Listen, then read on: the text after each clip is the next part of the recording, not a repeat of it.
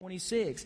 He says, the Spirit of truth who goes out from the Father, He will testify about me. But He says, and also you must testify. You see, I think the disciples realized that when Jesus left them, that it was going to be up to them to give the message of hope, to give the message that Jesus had given to the rest of the world. I literally feel like that the disciples realized that the weight of the salvation of the world was upon their shoulders. This man that they had become comfortable with, this man who had walked by their side, who they could touch, who they could smell, who they could sit with and listen and talk to, was about to leave from their presence. And I think that they feared that they were not able to do a job that God Himself had come to tell others about.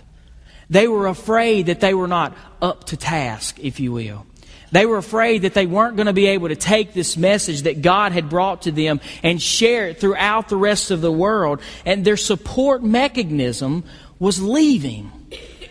And you know, they didn't really understand all this talk about, I'm going to leave you, but I'm going to leave for you a counselor. I'm going to leave for you someone who can lead you to the Spirit of truth. That's what's waiting for you. They didn't understand that, and they were afraid of the task that they had before them. And you know, I know without a fact that there are people in this room that fear that you do not have the abilities to serve God in a particular place. You know, I haven't been preaching, but I've been in the ministry for 7 years now. And I've preached just about the entire time I've been in the ministry, off and on. But there never comes a time whenever I stand before a people to do a 5-minute devotion or to do a sermon, there never is a time that I am not filled with nervousness. And you know, the reason that I'm nervous is not that I'm afraid that I can't talk, because I can stand before you and talk. And it's not that all of my subject-verb agreement is going to be right, though most of the time I get it correct.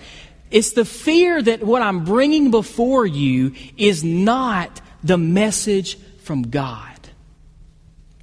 The nervousness that I have within my soul is not, well, can I stand up and preach to them that day? Is the message that I have before me the one that the Spirit wants them to hear this day? And you see, the disciples knew that they could go out and they could tell people about Jesus. They could go out and they could tell people about this man that they had been living with. But I think their fear was, but what if we don't say the right thing? What if we are disconnected from our power source?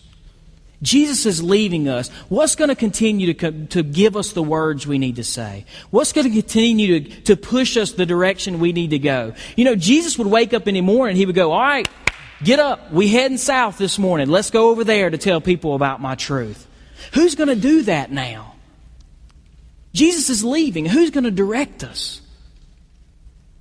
Jesus says, the Holy Spirit is going to testify about me, and you're going to testify also. Our fear is that we are not able. But I want you to look at what Jesus says about this person that He is leaving. Verse 13 says, but when He, the Spirit of truth, comes, He will guide you into all truth. He will not speak on His own. He will speak only what He hears, and He will tell you what is yet to come. He will bring glory to me by taking from what is mine and making it known to you. All that belongs to the Father is mine. Let me tell you what Jesus is telling His disciples and what He's telling us this morning. It's that we now have a power source through the Holy Spirit that can lead us and guide us to that place of truth. If we will only rely on the Spirit, we will have the ability, because we will be led by the Spirit and we will be encouraged by the Spirit. How do I know that this is the message that God has for a person whenever I'm coming to bring a devotion? How do I know that the sermon that I prepare is the one that the people need to hear? I depend on the Holy Spirit to guide me. That's all I can do. And Jesus says, you may question whether or not you have the ability, but I want you to hear me say loud and clear, I am leaving you the power source. You must tap into it. You must depend on the Holy Spirit for your guidance. You must depend on the Holy Spirit for your direction. It's there. He's here. He's available to all of us. Jesus left Him for us. But He says you have to go to Him. You have to seek His direction. And when you do, He will guide you into all truth. And see, I think the disciples were afraid that they didn't have the ability to continue on without Jesus by their side. But Jesus says, you have something even greater. You have the Holy Spirit, the Counselor, the Helper, the one to lead you, to direct you. I love verse 7, and I've contemplated verse 7 all week long. It says, but I tell you the truth, it's for your good that I am going away. Unless I go away, the Counselor will not come to you. It's almost like Jesus is saying, oh, but there's so much more coming for you. You know, we like to say, well, if I were the disciples and I walked hand in hand with Jesus, I believe that I would have had enough faith not to doubt Him.